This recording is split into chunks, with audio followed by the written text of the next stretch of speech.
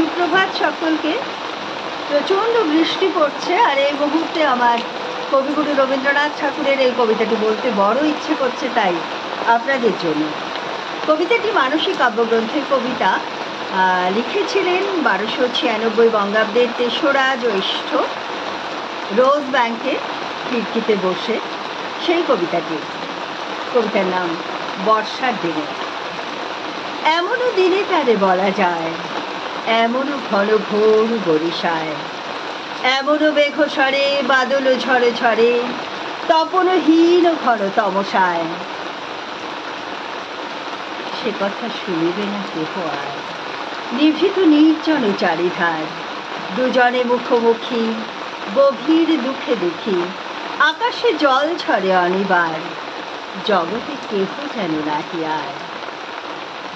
সমাজ সংসার মিছে সব, মিছে এ জীবনের কলরব, কেবল আঁখি দিয়ে আঁখির সুধা পিয়ে, হৃদয় দিয়ে হৃদি অনুভব।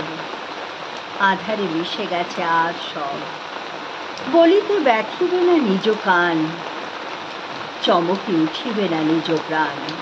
সে কথা আঁখি নেড়ে মিশিয়া যাবে ধীরে, বাদল বায়ে তার অবসান। সে কথা ছেয়ে দিবে দুটি কান, তাহাতে এ জগতে ক্ষতি কার, নামাতে পারি যদি মনোভার। শ্রাবণ বরিশনে একদা গৃহকোণে, দু কথা বলি যদি কাছে তার, তাহাতে আসে যাবে কি বা কার। আছে তো তারপরে 12 মাস, উঠিবে কত কথা কত হাস, আসিবে কত লোক কত না দুঃখ শোক। সে কথা কোনখানে পাবে নাশ, জগৎ চলে যাবে 12 মাস।